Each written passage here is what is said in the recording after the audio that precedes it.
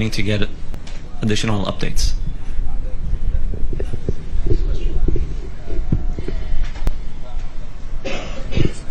By the way, is there someone here from the U.S. Embassy? No one here.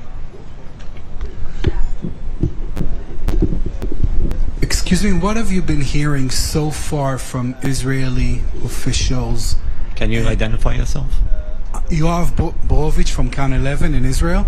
So I wanted to know, please, what have you heard so far from officials, from Israeli officials? How much information are you getting? And what's your expectation of Israel regarding the situation?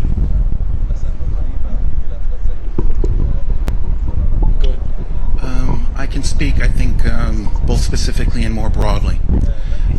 Most of the good things that have happened so far in response at the civilian level, at the civil level, including work around, efforts around hostages and the missing, have been ground up. From the ground up. Groups of citizens coming together to both aid people that live in communities like mine, and also to try to make some sense in this fog of war as to what's happening. I know what you're talking about. So far, there's been little to no contact. Excuse me for interrupting. I am an American citizen, and I've been living in the U.S. for the last 5 years. As I said before, my mom was born and raised in California, but I was born and raised in a kibbutz, in Kibbutz Be'eri. I do not have American education, so I am natural Israel blunt, and I want to be blunt when answering this question and say zero communication from the Israeli government, zero communication on our side. I do have friends that are currently engaging in the combat around my home, around Kibbutz Be'eri, and I can appreciate the total mayhem and mess that the combat environment is creating. But I think that after 3 days, more than 3 days now, it is more than a reasonable request to have somebody from the Israeli government or the US administration approach us with any type of information that they may have on our family members. Well, at least a plan of what they intend to do. Okay, thank you very much to all of the families who were here today. Thank you to everybody for coming. We have two gentlemen in the back who help coordinate individual interviews for any journalists who want to speak directly and specifically with some of the families. And we should all hope and wish for better days. Thank you.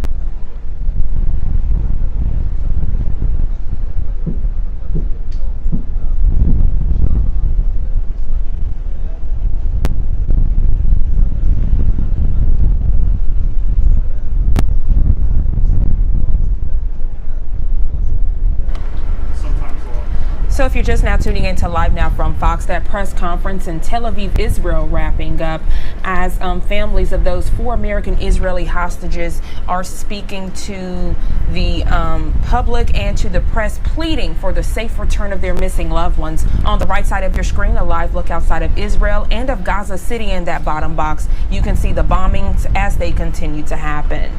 Good morning to you. If you're just now tuning in to Live Now from Fox, we definitely appreciate you watching on this Tuesday, October 10th, 9:36 on the East Coast, 6:36 on the West Coast. Let's go ahead and go to a quick 2-minute commercial break, and when we come back, getting right back into your live events, top stories, and headlines.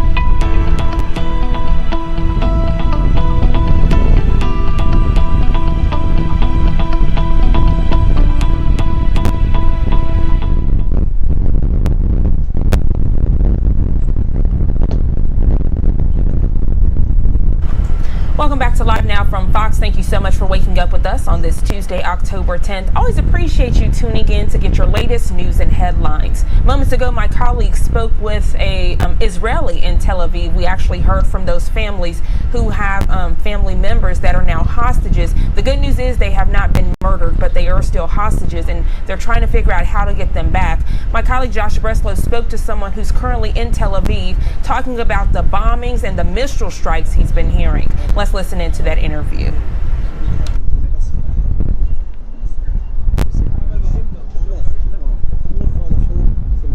Israel is such a small country in the size of New Jersey, so it means that people know, and we also have like a small country vibe, so people know each other. So you go to every house, to every apartment, and you're gonna find someone that knows someone, or maybe someone that knows someone who knows someone.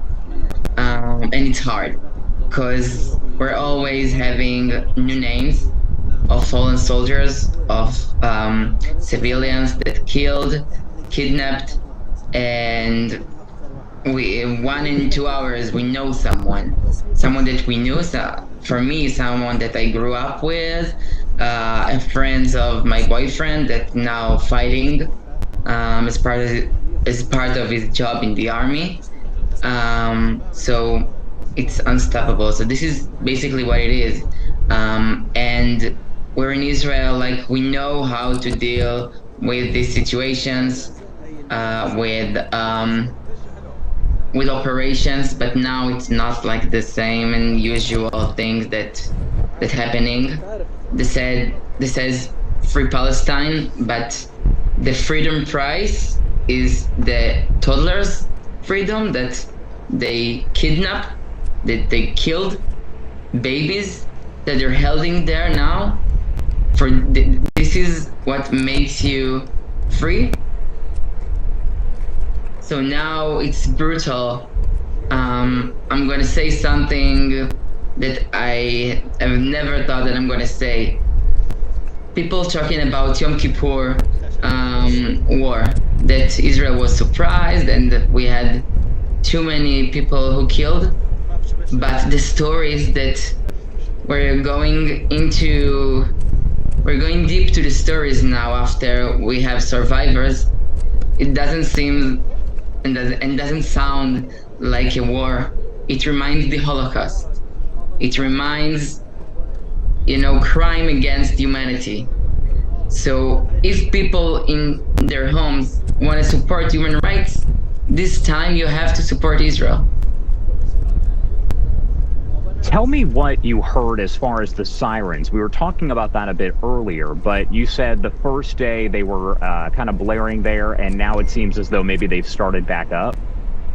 Yeah. I don't know the Hamas strategy about this, but I'm sorry to say that we got used to it. And I just want to say that I'm not in the border. I live in Tel Aviv. It's like 1 hour from the border. It's a small country, but 1 hour from the border. And there are people that live right now in the shelters.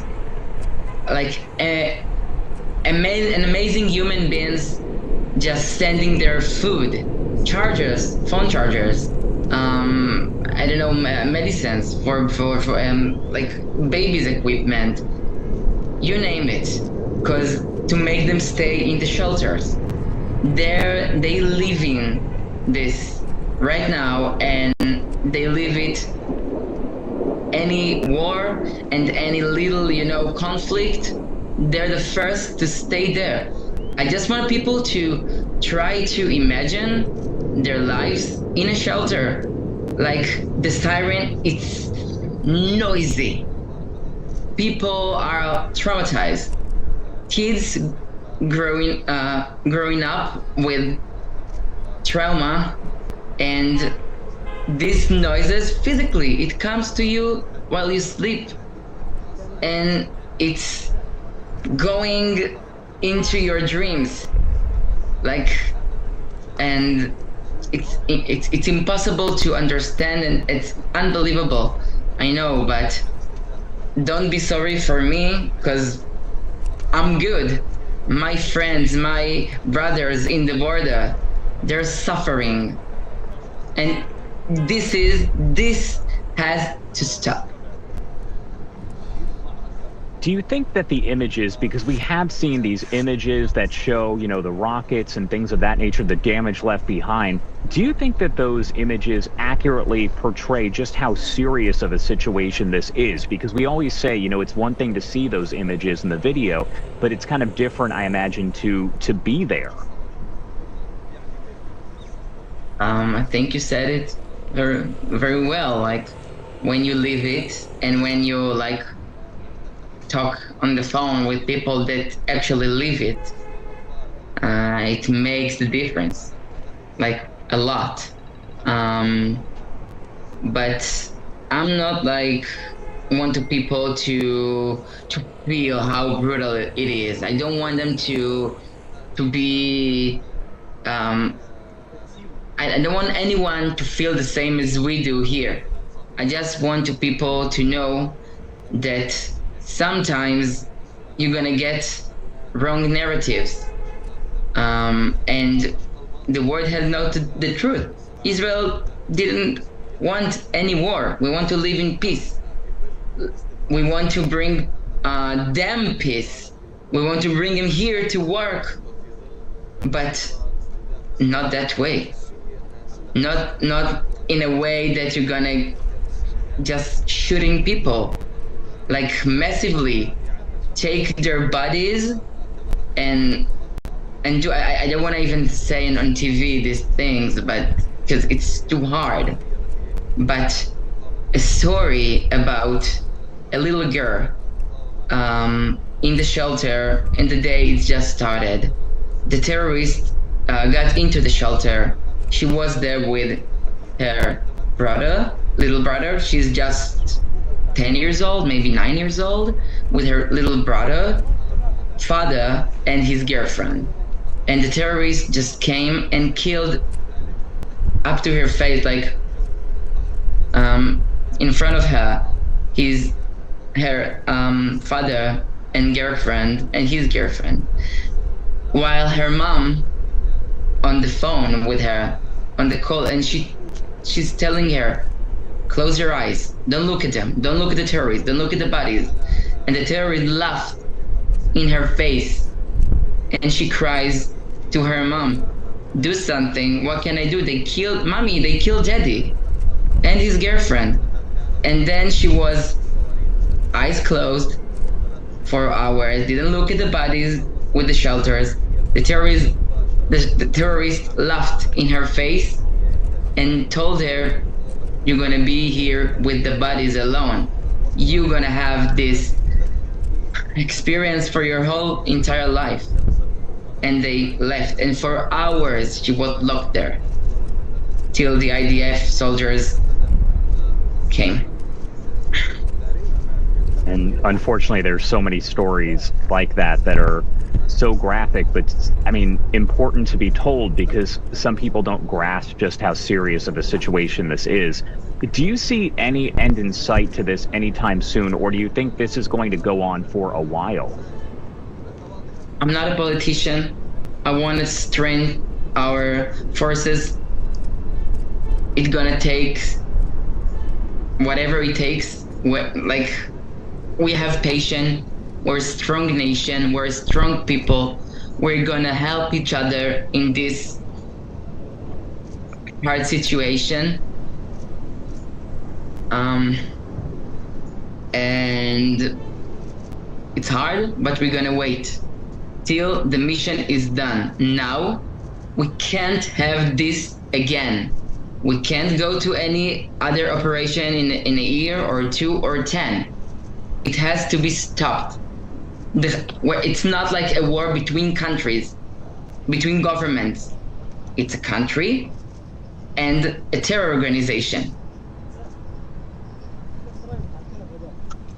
Do you want, I mean, I guess I just want to get your opinion on this. Do you think that the U.S. should step in to help? Are you hopeful that the U.S. will come in to help? We know, of course, that they have sent the USS Gerald R. Ford over into that area, but are you hopeful that they are going to step in and do something? First of all, I lived in the U.S. for 2 years in Boston, Massachusetts. So I know the people, the American people, and most of them are just incredible supporter of Israel. And I work in the Jewish communities, so I talk all the time with the people, and they have a lot of mercy, and they're always offering any mental help.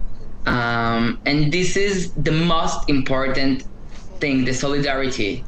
And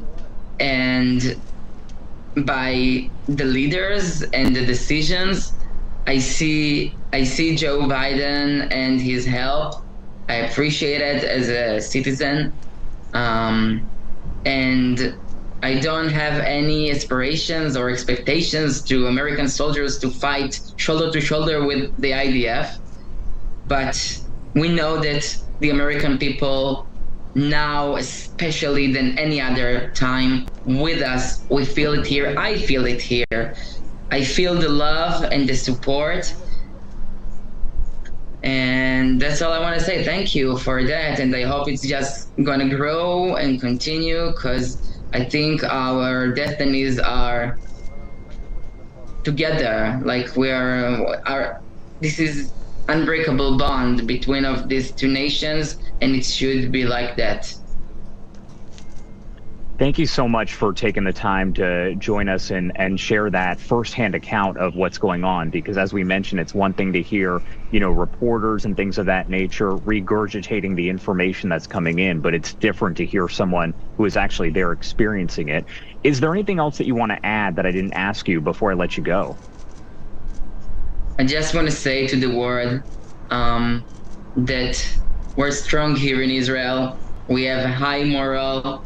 But you're gonna learn, your kids gonna learn about this in history, and make sure you're gonna be on the best side of history and support human rights and support Israel, and do not support any fake narratives about poor people in Hamas. Hamas is not like human rights defenders. They are monsters, and monsters, as ISIS was, when we can't let it happen anymore. So please be on the good side this time. Thank you again for taking the time to be here, and please stay safe there. Thank you so much. All right, I appreciate my colleague Josh Breslow bringing us that very touching interview, hearing from people out there on the ground in Tel Aviv as they're watching all of this horror unfold. The time now 9:51 on the East Coast, 6:51 on the West Coast. Let's go ahead and go to a quick 2-minute commercial break. When we come back, getting right back into your headlines and top stories. I'm Gina Francine. You're watching live now from Fox.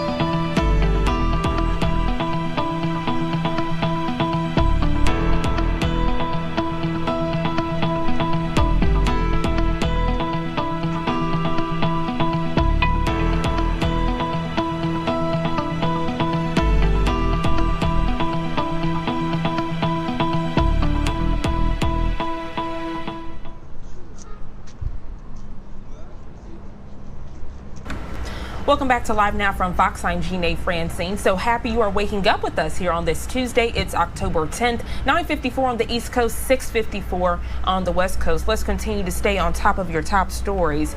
Here's a live look outside of Jerusalem. My colleague Giacomo Luca actually spoke to a rabbi who says his son and grandchildren are still in Israel dealing with this horror. Let's listen in now to that interview.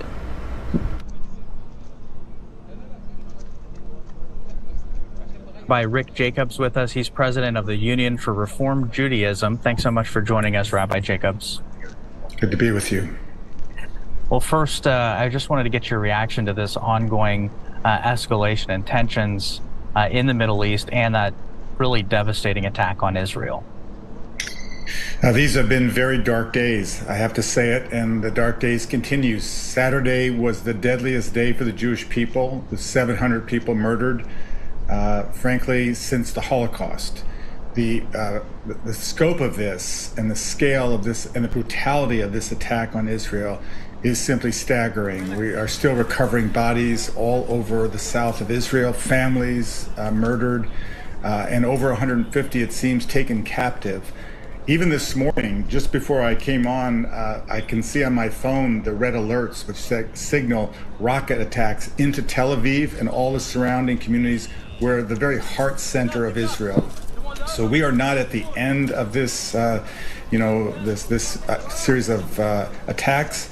And it is likely, we think, that this will escalate with potentially a ground war in Gaza. So this is a very, very concerning moment, and it's a time for mobilizing support from governments and from people of conscience globally. Now, the attacks on Saturday came on a Jewish holy day. I was hoping you could kind of share a little bit more about that. And also, my understanding is there's really a historical context kind of behind this attack taking place on this day. And do you know much about that?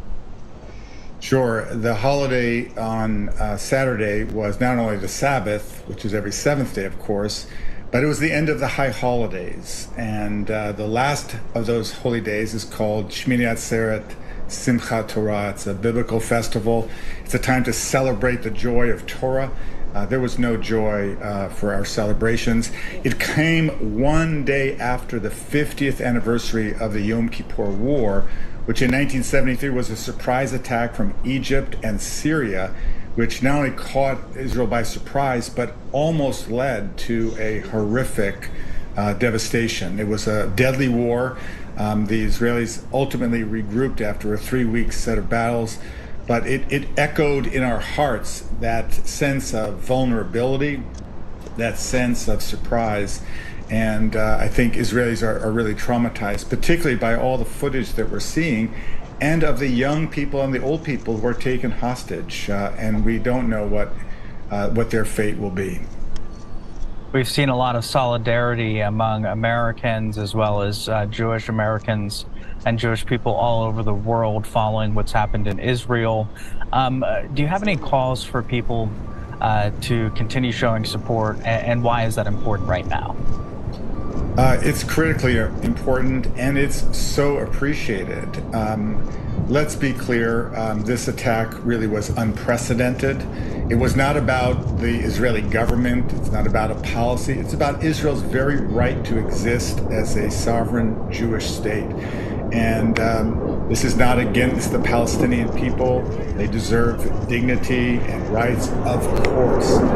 This was a brazen attack on civilians. And again, I think people of conscience can speak up. We're hoping that elected officials in Washington and officials really in all elected offices, from governors to people in all levels of government, will speak up, and people of conscience and faith to raise those faith voices to say we are in solidarity. I'll just say that what we've seen in the past is when Israel acts to defend herself, the climate of opinion shifts, and people then only focus on what Israel has to do to defend itself.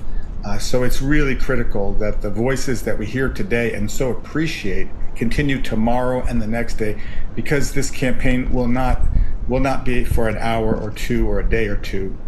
It's likely to be, says the Prime Minister of Israel and the Defense Minister, a campaign that will potentially take weeks and maybe longer. To see the White House lit up today in blue and white in support of Israel, how's that make you feel? It makes me feel really proud and good.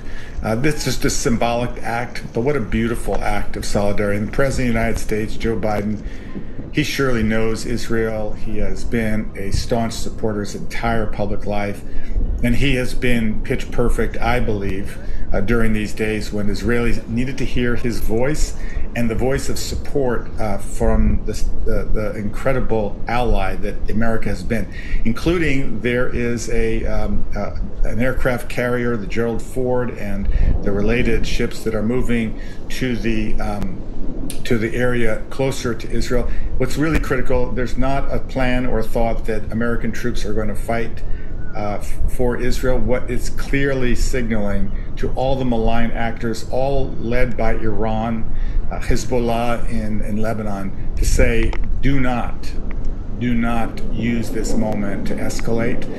So that military gesture, lighting the White House, is a beautiful gesture, makes us feel good, but that gesture is a loud and clear statement. The U.S. has interests here, we have allies here, and the United States stands strongly with Israel. We're very appreciative. Yeah, I know that we did over the weekend see movements from Hezbollah, which creates great concern. A lot of experts also on the region paying close attention to that, because obviously a two-fronted attack could be even further deepening the issue that we are seeing now in Israel. Oh, for sure. Our fear has been, if this is a two-front war, it's serious enough, obviously, with Hamas and the devastation that they have unleashed. But just know that Hezbollah, which is also an Iranian-backed militia in South Lebanon, has so many rockets that we're told potentially 100,000. And their rockets can land anywhere in Israel. Can you imagine? There already have been 4,000 plus rockets that Hamas has launched at Israel. Thankfully, Iron Dome, remarkable technology, has been able to defend most of those rockets and shoot them down. But if this were to escalate with troops and with rockets coming from literally the north and the south, it's an overwhelming fearful possibility. So we're not out of the woods. There's obviously cause for deep concern, and we're seeing solidarity gatherings throughout the United States and really around the world. Here in New York City, there'll be a vigil later this afternoon. I know that every local community is doing things, and it's interfaith. It's not just the Jewish community standing alone. It is people of faith and conscience coming together and saying, we not only feel the pain of this moment, we stand in solidarity with the state of Israel. That is also deeply appreciated. All right, a big thank you to our very own Giacomo Luca, who was providing that update. He did speak with a rabbi who kind of provided some perspective. He is someone that we've spoken with quite a bit over the past several days. Taking a live look here, this is over Gaza City. I want to get to the latest as Israel is officially at war and the fighting does continue. There have been sirens going off over the last several hours. The death toll now more than 1,600 on both sides, around 900 people killed in Israel and about 700 in Gaza City. That is according to local media reports. This all began over the weekend with that surprise attack by Hamas on Israel. Israeli Prime Minister Benjamin Netanyahu spoke shortly after the attack, declaring Israel was at war with Hamas, marking the first time that Israel has declared war since 1973. The U.S. State Department says at least 11 Americans have been confirmed dead, and President Biden is expected to address the violence in Israel at 1 p.m. Eastern Time today, and you can watch those comments live on Live Now from Fox. I want to talk more about all of this, so let's bring in Rabbi Evan Shore with the Orthodox Congregation of Syracuse. He joins us now live to discuss this. Thank you so much for taking the time to be here. All right. Can I get you to speak for me one more time here? All right, it does look like our audio, unfortunately, is having a little bit of an issue, so we are going to work on that, and we'll definitely get back to you, Rabbi, so definitely stay with us here for just a second. All right, I want to take you out live once again to this image of Gaza. This is Gaza City, where the death toll is now at more than 1,600 on both sides. Around 900 people killed in Israel, 700 in Gaza. Local media reports providing the latest information here, and this all did begin over the weekend with that surprise attack by Hamas on Israel. I mentioned this a short time ago, but President Biden is expected to address the violence in Israel at 1 p.m. Eastern time today. That is coming up in just a few hours, and you can watch all of that live, raw, and unfiltered right here on Live Now from Fox. Biden initially made a brief statement Saturday condemning Hamas and pledging support for Israel. We are going to bring in the rabbi here on the other side of the break, but for now, let's head to our first 2-minute commercial break of the hour. You're watching Live Now from Fox.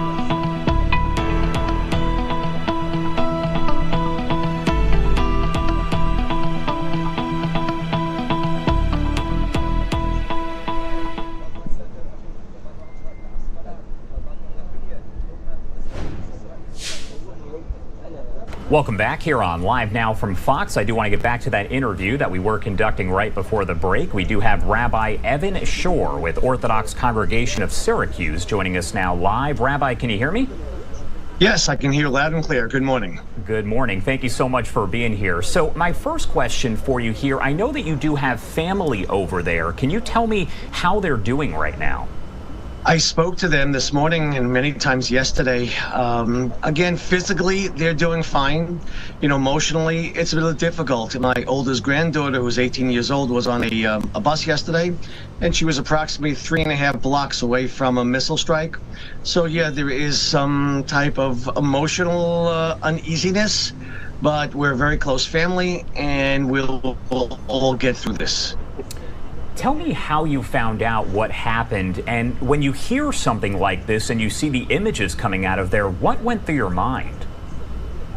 It's interesting because when we first heard about it, it was on Saturday, which was not only the Shabbat, the Sabbath, but it was also a Jewish holiday. So many in my congregation were unaware of the events on the ground in Israel. It's only when a policeman came by and a few other people, neighbors came by, that began to tell us what was unfolding.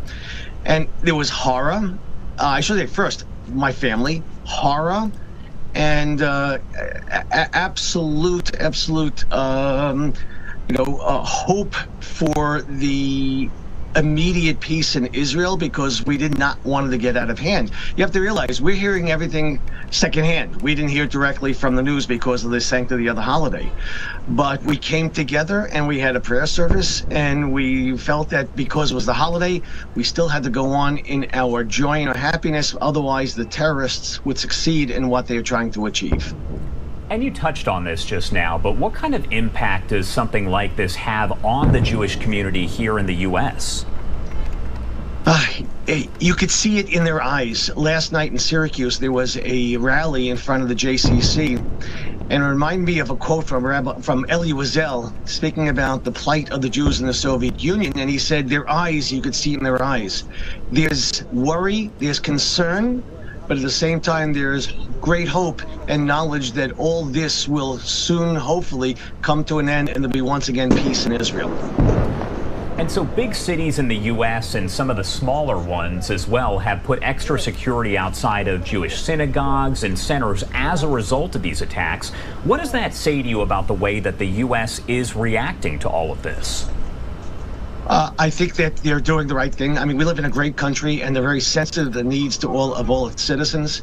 But locally, whether it be the DeWitt Police, the Onondaga County Police Department, the New York State Police Department, they have been fabulous. There have been drive-bys. There's so many things that are going on. We feel secure because we have a superb police presence in central New York.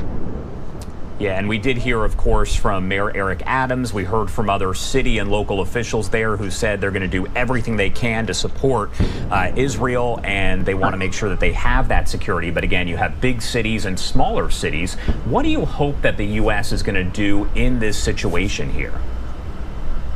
I think the greatest thing now is the moral and verbal support and the verbalization that Hamas is not a militant group.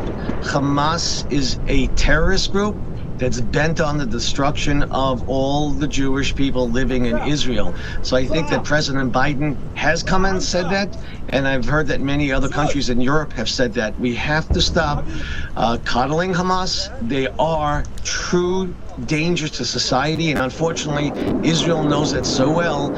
And over 800 people, more than any other time since the Holocaust, that amount of Jews were killed in one day. This is probably a tough question to answer, but what questions do you still have about what and why this attack happened?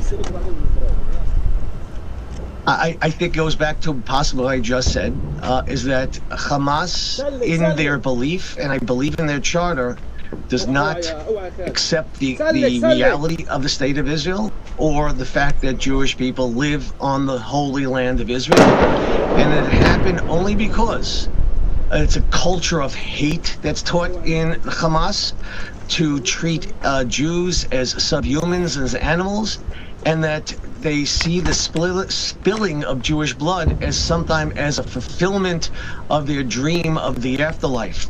So this is, in my opinion, this is a religious/racial war to destroy the Jewish people in Israel. Do you see any end in sight to this, or do you think this is going to be ongoing for a while? In a perfect world, when Hamas loves their children more than they hate Jews, the war would end immediately. Unfortunately, their desire to kill and destroy Jewry is so far ahead of how they feel about protecting their own children. I don't see that happening soon in nowadays, unfortunately. There has to be a complete turnaround in the culture, in the education, and to stop the hatred of all types and all kinds. Rabbi Evan Shore, thank you so much for taking the time to join us here. Is there anything else that you want to add before I let you go? No, just I pray for the peace in the entire region every single day, 3 times a day. All right. Have a good rest of your day. Thank you again for being here. Thank you very much. Have a good day. Thank you. And what you're looking at right now is actually a live image that is coming in. You can see it's kind of in the press area, but you did see a lot of rockets that were just flying over Gaza City. Again, that is the press area, but you can see those rockets did land over in that direction, and now some heavy smoke coming up. Essentially, this is what we've been seeing over the past several days. We have seen things kind of calm down. They get quiet, and then unfortunately they pick back up with those rockets coming by, hitting something, and then a big cloud of smoke. Again, a live look here coming in over Gaza City. A few different angles that are going to be popping up, and we're going to keep you up to speed on everything that is happening as Israel is at war, but also on these different cameras that we have, again, showing you several different angles. The death toll now rising above 1,600 after Israel was attacked by Hamas over the weekend. We're going to head to a quick 2-minute commercial break here, but on the other side, we're going to get right back into your top stories, live events, everything you need to know as the war does continue. You're watching Live Now from Fox.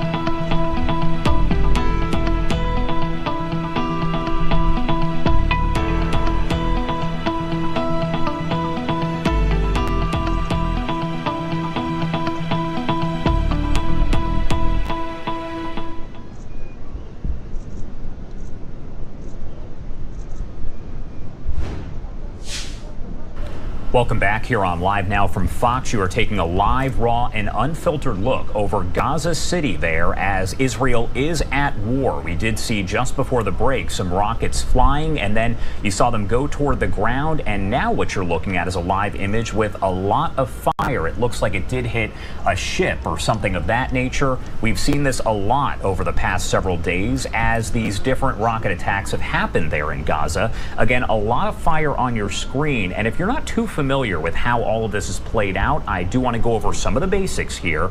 The fighting does continue day 4 now, and the death toll now at more than 1,600 on both sides. Around 900 people have been killed in Israel and about 700 in Gaza. That is according to local media reports that have been provided. This all did begin over the weekend with that surprise attack by Hamas on Israel. We brought that to you as it was breaking here on Live Now from Fox. Israeli Prime Minister Benjamin Netanyahu spoke shortly after the attack, declaring that Israel was at war with Hamas, and this marks the first time that Israel has declared war since back in 1973. That was the Yom Kippur War. The U.S. State Department says at this point at least 11 Americans have been confirmed dead. Sadly, that number is only expected to rise, and we do know that several Americans are also being held hostage, as the last count does say that there are more than 100 hostages currently.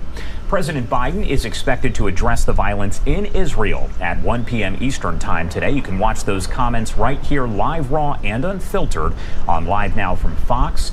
Biden initially made a brief statement Saturday condemning Hamas and pledging support for Israel. This statement today is expected to be a much longer one. We know when he did speak over the weekend, that was fairly brief, about 3 minutes in length, but this one is expected to be a bit longer. We know we have received several different statements coming in from several different officials in other countries speaking about their support for Israel, and that is what President Biden is expected to pledge once again later on today.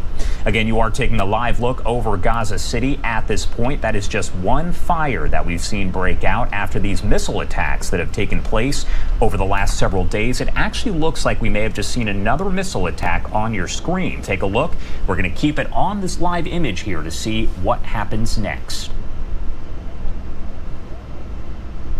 There is that smoke in the distance. And again, before the break, we did see those rockets in the air.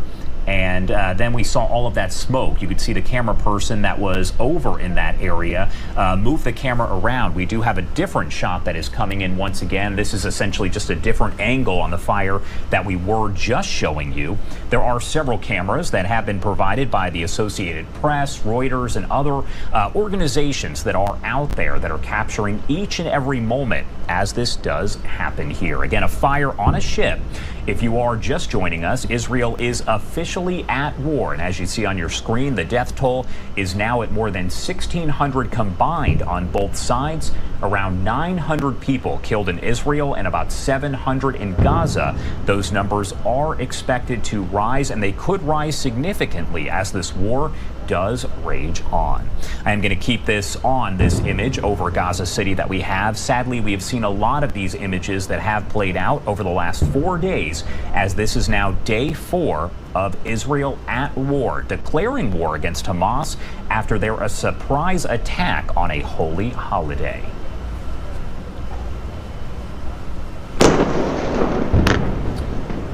And I do want to remind you that President Biden will address the violence in Israel at 1 p.m. Eastern time today. If my math is correct, that's just under 3 hours. I know mostly when we take those speeches from President Biden, they're usually a little later than the scheduled time.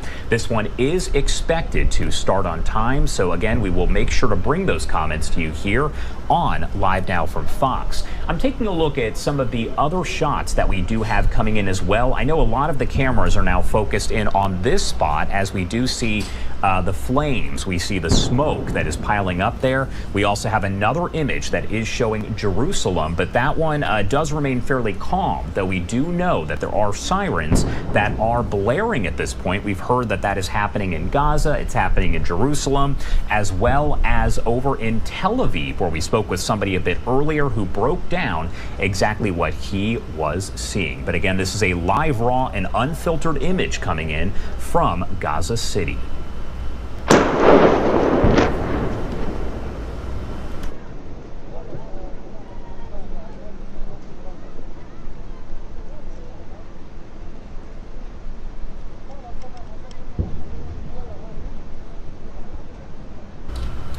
And I do want to make sure that we are providing you the latest information on the war in Israel, as this is now day 4. And what you're looking at is just some of the flames that have now popped up there. We have heard from several different officials in several different organizations that have been providing statements all throughout the past few days or so. I do want to pull some of those up so I can read them to you as we are taking a look at this live image. We did have Secretary of State Antony Blinken saying that he has spoken with several different officials on Hamas's terrorist attacks on Israel and continued engagement to respond to the violence by Hamas. Israel has the right to protect its citizens from these attacks and secure release of hostages. He also said he spoke with the Israeli Foreign Minister Eli Cohen about how the U.S. is supporting Israel as it defends itself against Hamas's terrorist attack and reaffirmed efforts to secure the immediate release of all hostages. We also heard from President Biden several times. Again, he's speaking at 1, but he's also posting on his Twitter or X page, depending on what you call it. He said just a few minutes ago, this is not some distant tragedy. The ties between Israel and the United States run deep, it is personal for so many American families who are feeling the pain of this attack, as well as the scars